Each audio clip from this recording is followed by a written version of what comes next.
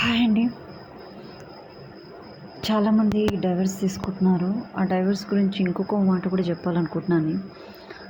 ఇప్పుడు వైఫ్ కానీ హస్బెండ్ కానీ మనకు తేడాగా అనిపించింది అనుకోండి, తెలివితో డిసిజన్ తీసుకోవాలండి. తేడాగా కనిపించిందంటే తెలివితో డిసిజన్ తీసుకోవాలి.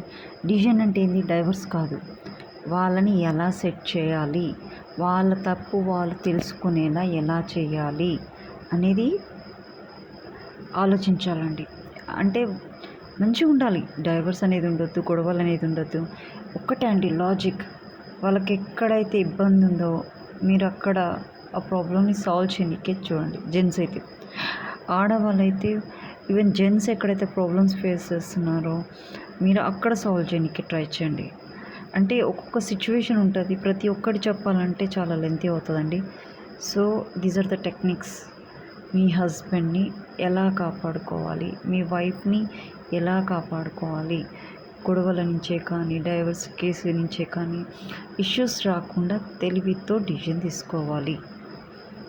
ఇప్పుడు ఫర్ ఎగ్జాంపుల్ అబ్బాయి తరఫు నుంచి అంటే వాళ్ళ అమ్మ నాన్న నుంచి ప్రాబ్లమ్స్ వస్తున్నాయి అనుకో, ఆ అమ్మాయి లాజిక్గా హ్యాండిల్ చేయాలి హస్బెండ్ని.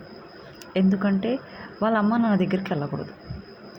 ఇప్పుడు అమ్మాయి పేరెంట్స్ నుంచి ప్రాబ్లమ్స్ ఫేస్ చేస్తుందని అబ్బాయి కనిపెట్టిండు అనుకోండి, అబ్బాయి లాజిక్గా వెళ్ళాలి. వాళ్ళ పేరెంట్స్ దగ్గరికి వెళ్ళకూడదు. తెలివిగా భార్యని తన చేతిలో ఉండేలా చూసుకోవాలి. అలా అనమాట. మన మాటే, మన ప్రేమే మనని లైఫ్లో జయిస్తుందండి. That will make you success. Thank you to everyone.